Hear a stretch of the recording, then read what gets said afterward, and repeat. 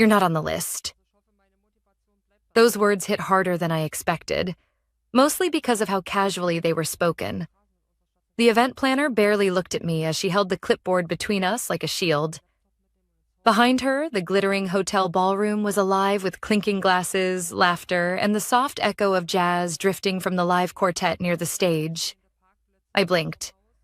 Could you check again? Ashley Carter. I'm with the strategy division. Her mouth twitched, a rehearsed, almost apologetic smile. Sorry, this is for select leadership and award recipients only. I didn't say anything at first. I just stood there on the sidewalk, heels sinking slightly into the snow-softened carpet leading up to the entrance. The January air bit at my skin, but the sting in my chest was worse. Behind me, the crowd of arriving guests moved past, chatting and laughing, welcomed in without hesitation. Then came the voice I dreaded. Oh, wow. You actually showed up? I turned. It was Kelsey, my coworker, and the intern who'd somehow been promoted after presenting my year-long project as her own. She wore a floor-length navy gown and confidence like perfume. Beside her, her date smirked and looked me over like I was some out-of-place caterer. Who invites a nobody? She laughed, brushing past me and disappearing into the warmth and light. I could have left right then. Most would have. But I stood there a moment longer, letting the reality settle over me like frost on a windowpane. 6 years. 6 years of late nights, hitting deadlines no one else could. Fixing systems I didn't break, building models they didn't understand. And still, I was standing outside while the people who stepped on my work were celebrated inside. Then I felt the vibration in my coat pocket. It was my phone. The screen lit up with one word. Ready? It was the message I'd been waiting for. I didn't hesitate. I hit send and walked away. Before I tell you what that message did, before the calls, the chaos, the fallout, I want you to pause. Just for a moment. Have you ever stood outside something you helped build? Watched from the cold while others drank the wine you bought? Wore the clothes you ironed? Delivered the speech you wrote? If you've ever been overlooked, undervalued, or called a nobody by people who only succeeded because of you, then this story is for you. Because what happened next changed everything. My name is Ashley Carter.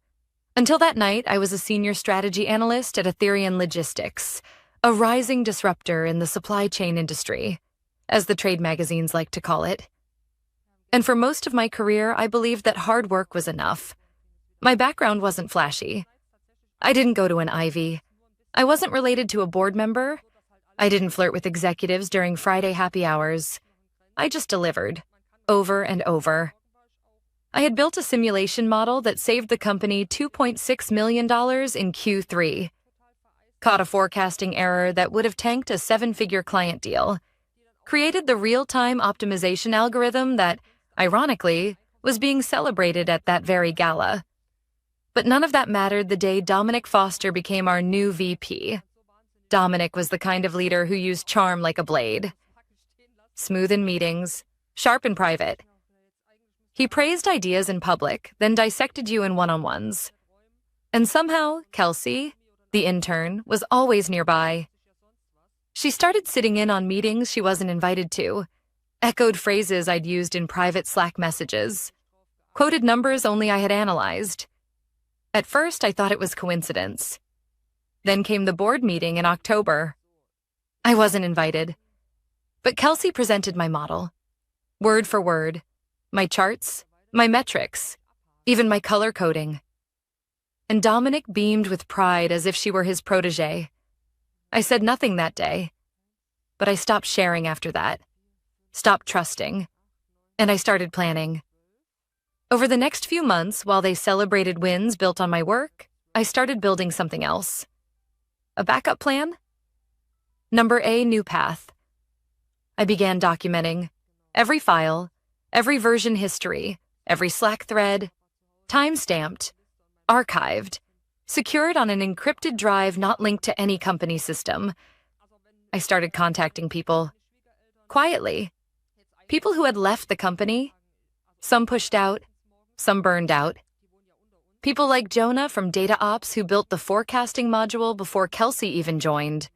Or Priya from Client Strategy who was mysteriously laid off after closing our biggest contract of the year. What we uncovered? A pattern. A culture of exploitation disguised as excellence. And so we began building something of our own. Something better. That night, as I walked away from the gala, snow crunching beneath my heels, I felt nothing but calm. I had sent the message.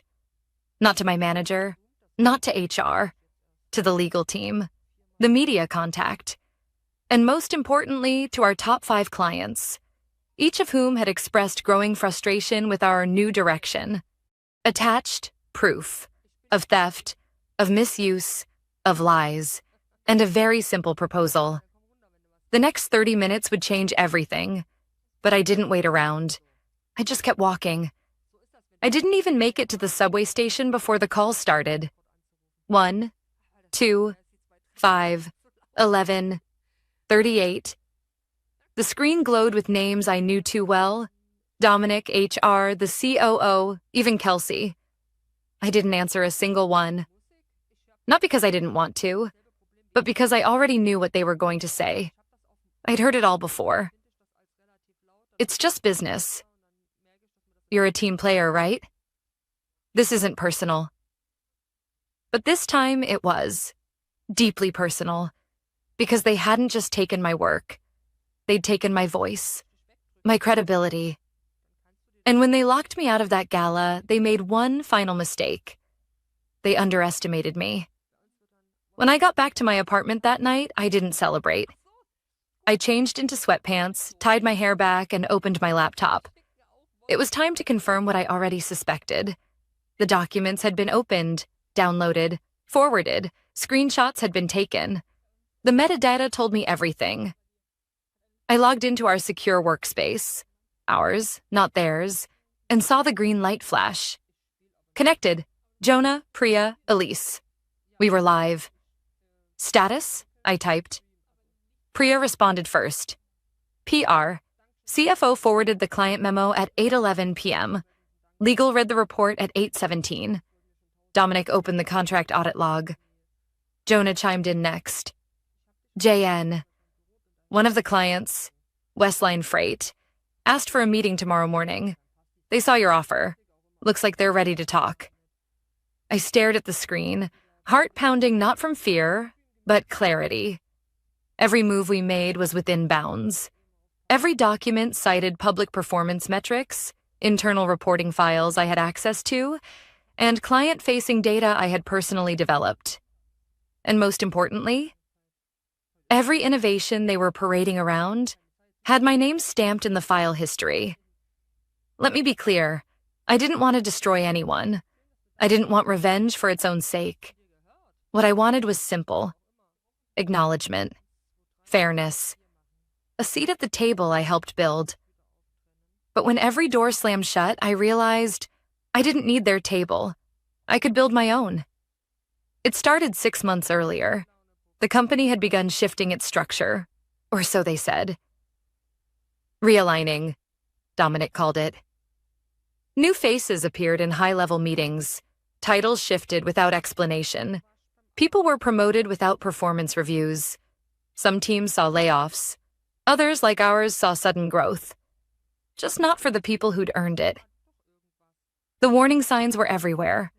Priya had been leading our international client portfolio for 3 years when she was pulled off a major deal and replaced by someone with a fancier LinkedIn profile.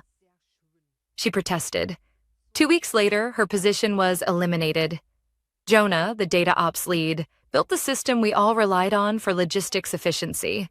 After requesting budget for upgrades, he was suddenly demoted and reassigned. No explanation, no justification. The message was clear. Loyalty doesn't matter. Politics do. I began archiving everything. Not in secret, but in silence. Quietly. Diligently. I stored version histories, email receipts, meeting logs. I tracked deliverables and who presented them.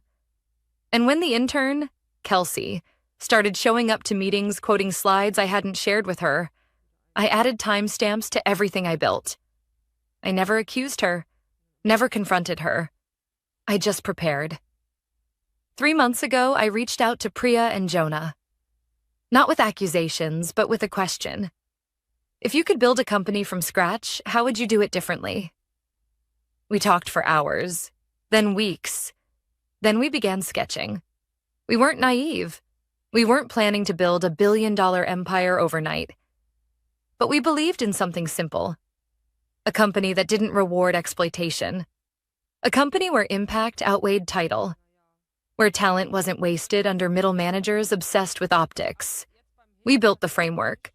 Then we filed for an LLC. Under a name that meant something to all of us. Verdance. From verdant, meaning fresh growth after a long winter. Back in the apartment, the messages kept coming. Dominic. Ashley, call me immediately. This isn't how professionals handle things. Kelsey. I didn't know the whole story. Can we talk? Please. HR. This matter has escalated. We'd like to invite you for a formal meeting. I shut the laptop. It was too late for apologies, too late for warnings dressed up as diplomacy. They'd called me a nobody. They'd laughed, toasted inside while I stood in the cold. And now, they were scared. The next morning, we met with Westline Freight in a private video call. I presented our alternative system, more transparent, more efficient, more agile than anything Athereion currently offered. They didn't hesitate. We've been waiting for someone to build this, the VP said. Send over the paperwork. By noon, we had our first official client. By 6 p.m., I was officially no longer employed at Athereion. They didn't fire me. I resigned. Sent my letter in silence. No speech, no fanfare. I just clicked send and felt free. By the time I woke up the next morning, my inbox had 112 unread messages. 3 of them were from the CEO himself. 16 from legal. 1, just 1, from Kelsey. The subject line read, I think we made a mistake. She didn't know the half of it. I didn't respond. Instead, I logged into Verdance's dashboard. Overnight, the Westline Freight deal had triggered a ripple effect. A second client, Atlas Port Group, reached out after someone in their procurement department saw our presentation slides, likely forwarded by a frustrated contact on the inside. They wanted a meeting. That afternoon, I met with Jonah and Priya in the co-working space we were renting by the hour. There was nothing glamorous about it, just 3 desks, a coffee machine that sputtered more than it brewed, and a cracked window that whistled when the wind picked up. But it was ours. Jonah had barely slept. He looked exhausted but energized, like a man who'd just realized the cage door was open. I mapped out the optimization module based on their most recent performance reports, he said, spinning his laptop around to show me the live dashboard. Priya leaned over his shoulder. If this works the way we think it will, it could cut Atlas Port's holding costs by 19%. In Q1 alone. My heart thudded in my chest. Let's make sure they see that clearly. We spent the next 4 hours rehearsing our pitch. It wasn't just about numbers. It was about credibility. Atlas Port was a $700 million company. If they signed with us, there was no turning back. Meanwhile, at Athereion, panic was quietly bleeding through the cracks. Former coworkers started messaging me on private accounts, some congratulating me, others fishing for information. One DM stood out. Ashley, legal just pulled all our internal Slack archives. Everyone's paranoid. Dominic's locked in meetings with compliance. They think more people are leaving. Are they right? I didn't reply. But yes, they were right. 2 more employees had already agreed to join Verdance if our funding round closed. Elise from partnerships, Matt from enterprise sales. Both of them had been pushed aside or spoken over so many times, they barely needed convincing. We weren't just building a company. We were building a haven. The Atlas Port meeting was scheduled for 2 p.m. They logged in from a sleek, glass-walled conference room. We logged in from a space with a flickering light overhead and a whiteboard still stained from someone else's brainstorm. But we were ready. I shared my screen and walked them through the entire framework. How we'd restructure their supplier prioritization model, use real-time data analytics to forecast bottlenecks, and provide executive-level dashboards that actually made sense. When I finished, no one said a word for 5 full seconds. Then came the question, "Why isn't your system already on the market?" Priya answered, calm and direct. Because until now, the people who built it weren't the ones allowed to launch it. By 4 p.m., we had a verbal agreement. At 5:37 p.m., Dominic called again. This time, he left a voicemail. "Ashley, we need to talk. Look, I know things weren't handled perfectly, but going behind the company's back, poaching clients, that's career suicide. We can still fix this if you come in tomorrow. There's a new position we've been discussing. Vice President of Strategy. We can even talk equity." He still didn't get it. He thought this was about a title. At 6:02 p.m., I received an email marked urgent. It was from Athereion's legal counsel. The subject line, "Cease and desist. Unauthorized use of confidential materials." They claimed I had violated confidentiality clauses by misappropriating intellectual property. They referenced client lists, pitch materials, and optimization models. But what they didn't realize or didn't want to admit was that everything I had used was created on my personal devices, in my own time, well outside of my employment contract scope. And I had proof. Logs, timestamps, witnesses, archived Slack threads. I sent a single reply. "Please refer to Clause 9.4 in my signed agreement regarding independent developments. All materials presented to third parties were created without company resources or access to proprietary files. Your team's prior written acknowledgement of this was filed on July 3rd, 8:12 a.m., confirmed by IP audit logs. Happy to provide additional documentation if necessary." I never heard from legal again. That night, I sat in bed with a takeout box balanced on one knee and my laptop on the other. On the screen was a spreadsheet titled Pipeline, Phase 2. There were 4 companies listed, all of them Athereion clients. All of them had experienced recent issues: slow implementation, poor communication, tech stagnation. And all of them had previously reached out to me directly with questions before Dominic had ordered them redirected to someone more senior. Now they were circling back.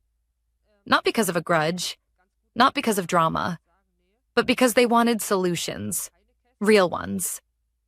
At 11:48 p.m., I got one last message from a number I didn't recognize. "They're losing it. Kelsey's crying. Dominic's office light has been on for hours. You've shaken the whole place." No name, no signature, just someone watching the fallout from the inside. I stared at it for a moment, then locked my phone and closed my laptop. Tomorrow, we'd meet with our third potential client, and this time, we wouldn't be renting by the hour. 2 weeks after I stood outside that gala in the freezing cold, we secured our third client. We signed the contract inside our first actual office space, a converted third-floor walk-up above a shuttered tailor shop downtown. The floor creaked. The windows stuck. The heating was unreliable, but I didn't care. It was ours. The contract was with Eastridge Freight Solutions, one of Athereion's most profitable mid-tier accounts.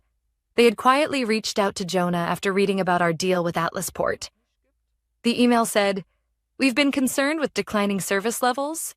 We'd like to explore alternatives." It was only one sentence, but I'd read it 5 times. Eastridge moving their business? That was the first sign Athereion had a real problem. And still, they didn't understand what was happening. On the 3rd Friday of that month, the story broke. We had just finished a late strategy session. Jonah was ordering pizza. Priya was running through implementation timelines. When my phone lit up. Breaking. Internal shakeup at Athereion Logistics amid client departures and former employee startup buzz. The headline hit Tech Today, then spread like wildfire. Within the hour, 4 other outlets picked it up. Our inbox was swamped with interview requests. LinkedIn exploded. Even a podcast host I'd never heard of messaged me asking for a guest slot. I didn't post anything. Not a statement, not a tweet. We didn't have to. The next morning, I got an email from Rebecca Lang, a senior associate at Weston Capital. She'd seen the press, reviewed our background, and wanted to set up a call. We met Monday over Zoom. She was sharp, concise, and didn't waste time. "I know early-stage funding isn't your focus yet," she said, "but if you're serious about scaling, we'd like to be involved. Your market fit is unusually strong for this stage, and the founding story, let's just say it resonates." She wasn't wrong. I told her we'd think about it. The truth was, we'd been bootstrapping, pulling from personal savings, side consulting gigs, and modest monthly retainers from our clients. But funding would change the game. The question was whether it would change us too. Meanwhile, Athereion was in full containment mode. One of my former coworkers, Elise, forwarded a company-wide email she'd received. It was from Dominic. Subject: Navigating change with strength. We've experienced some recent transitions that have sparked external speculation. Please remember, we remain committed to our values of innovation, collaboration, and excellence. No single individual defines our success. Translation: Panic, thinly veiled as control. But behind the curtain, the numbers told a different story. 4 clients had left. 2 large enterprise deals were now on hold. Half a dozen key staff had either resigned or gone silent, likely planning their exits. Their stock dipped 11% in 10 days. Then came the meeting with Weston.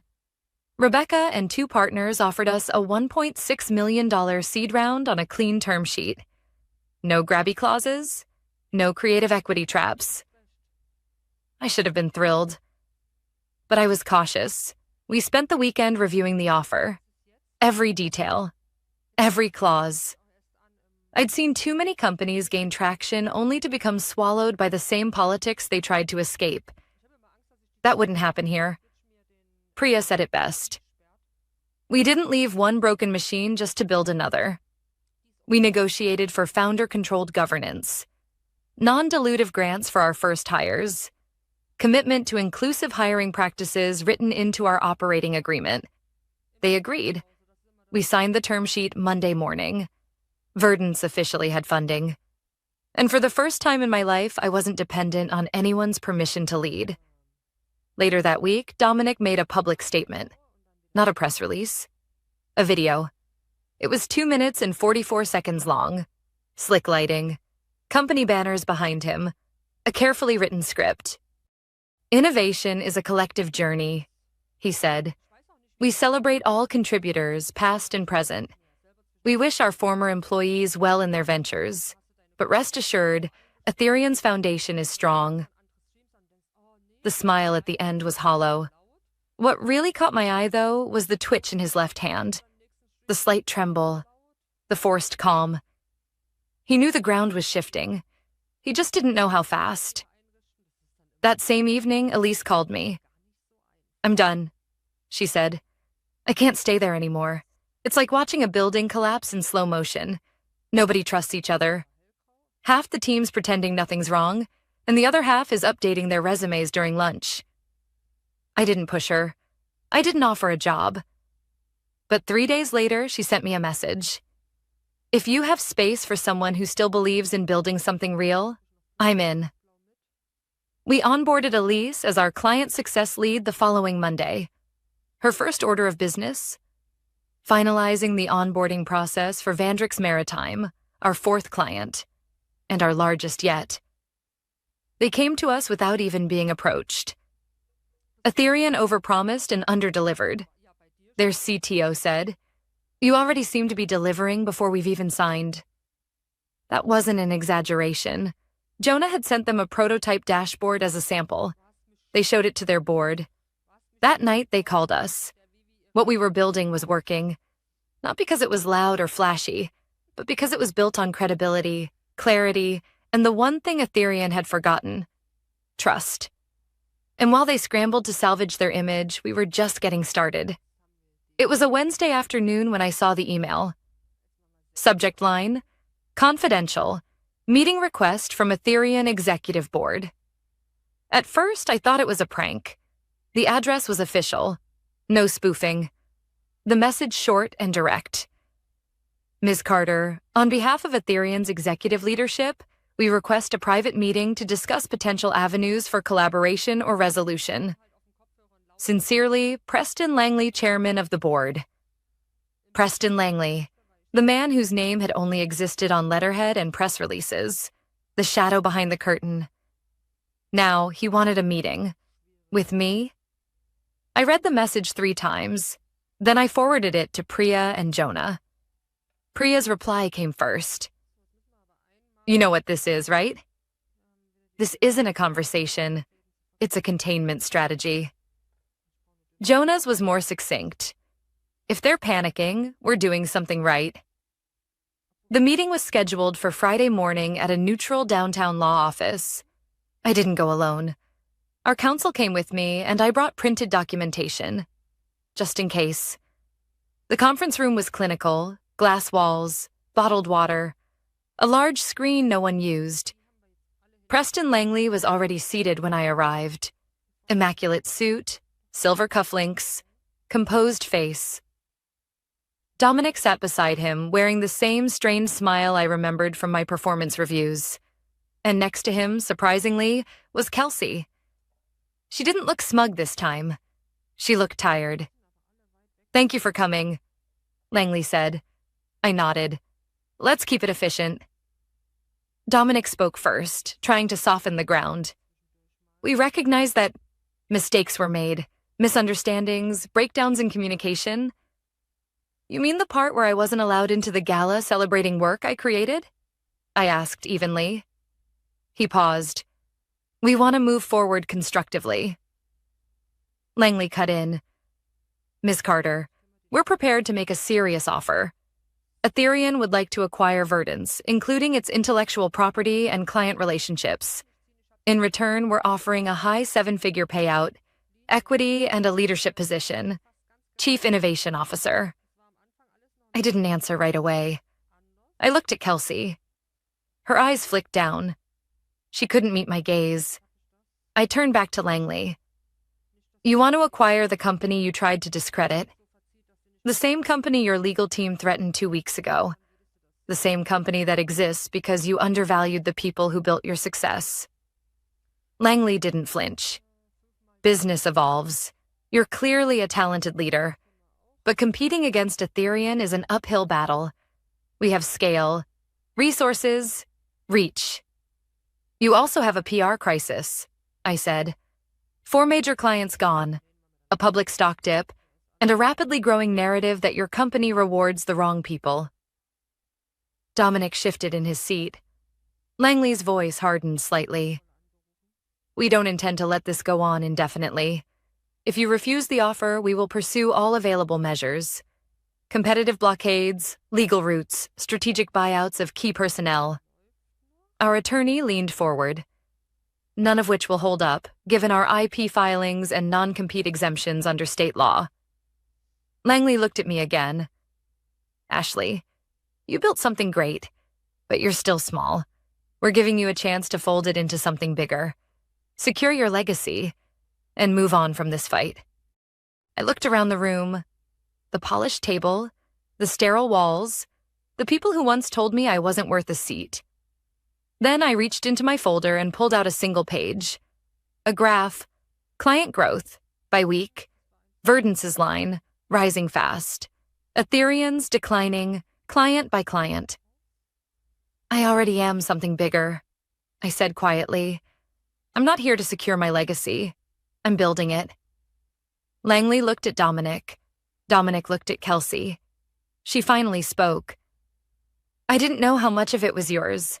I only saw what I was given. I'm sorry. I gave her a slow nod. I believe you, but the damage was done. Langley stood. Very well. We'll consider this conversation closed. I stood too. No, Mr. Langley. You'll consider it closed. I'm just getting started. When we left that building, the sun was sharp and clear. It was still cold, but I didn't feel it. By the time we got back to the office, our inbox held a new message. Client inquiry, Global Apex Freight. Their contract with Athereion was up for renewal. They wanted a call. Jonah looked at me. Should we take it? I smiled. Let's make room. That night, we stayed late in the office. Not to catch up, to prepare. Because the next step wasn't just growth, it was scaling. Real systems, full-time staff, international expansion. They had offered me a title. I'd chosen a mission, and the ripple was turning into a wave. 1 year to the day after I stood outside the Gala with snow soaking through my shoes, I stepped onto a stage under bright lights. This time, invited. It was the annual Logistics and Innovation Conference, the biggest industry event of the year. My name was printed on the program as keynote speaker, and the room was full. Executives, investors, founders, analysts, and yes, even a few familiar faces from Athereion. Funny how things come full circle. I stood at the podium and looked out at hundreds of faces, some smiling, some skeptical, some waiting for a story. So I gave them one. Exactly 1 year ago today, I began. I was told I wasn't on the list. I stood outside a gala, one that celebrated a project I had built, while my former coworkers toasted inside. Even the intern who had taken credit for my work was applauded while I stood in the cold. The room was silent. I didn't argue. I didn't knock on the door. I just pulled out my phone and pressed send.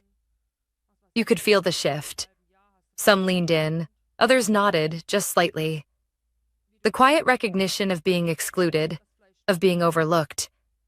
I didn't spend the speech attacking Athereion. That wasn't the point. I didn't need to name them. They had already named themselves in headlines, in shareholder calls, in whispered updates across the industry. Instead, I told the truth. How Verdance had started with 3 people in a co-working space and grown to a team of 42. How we had launched with 0 external funding and now operated in 3 countries, serving 12 major clients, 7 of whom had once worked with Athereion. How we'd built a company where people stayed late not because they were scared, but because they were invested. Where performance reviews didn't reward who talked the loudest, but who built the most. I shared our framework, our hiring process, our team principles, the things we said no to just as much as the things we said yes to. And finally, I shared the most important part. We didn't succeed because we wanted revenge. We succeeded because we knew something better was possible. We left the old table behind and built our own. One where everyone has a seat and no one has to beg to be seen. I finished to quiet applause.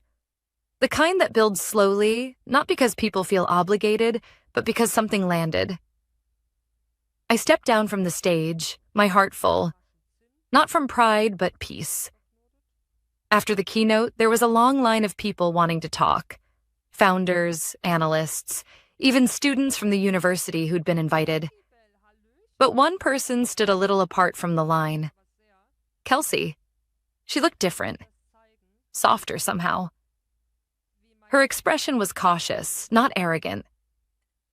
When I walked over, she held out her hand. I just wanted to say congratulations, she said. That was a powerful speech. Thank you, I replied. And I meant it. I've been at a different company since June, she added. Still trying to figure out who I am when I'm not following someone else's script. That surprised me. I hope they're treating you better. They are, she said, but I needed to hear this today. I gave her a small nod. We all start somewhere. What matters is where we decide to go next. She smiled. Good luck with Verdance. I looked around the conference center. My name on banners, people holding Verdance-branded folders, our booth crowded with curious attendees. "We don't need luck," I said gently. "We just need the chance to do what we were already doing all along, just in the right place." The next week, Verdance closed its Series A funding round. $8 million, led by one of the same firms that had once passed over my resume without a second look.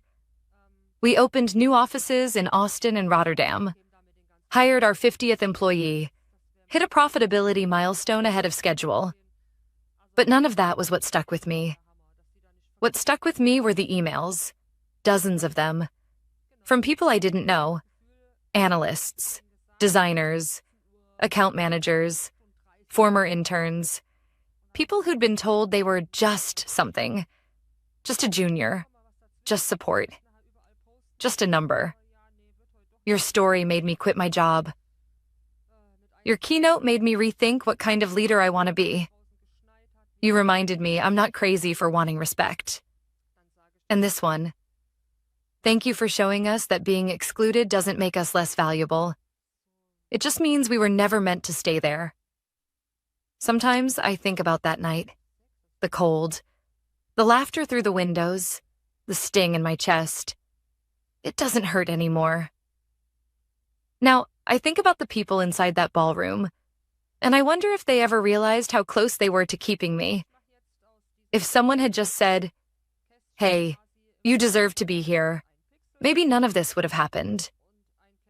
But I'm glad they didn't, because being pushed out forced me to stop asking for space and start creating it instead. The real victory wasn't taking clients or headlines or market share. It was showing what can happen when you stop trying to squeeze into someone else's version of success and start building something of your own. Not in spite of being excluded, but because of it.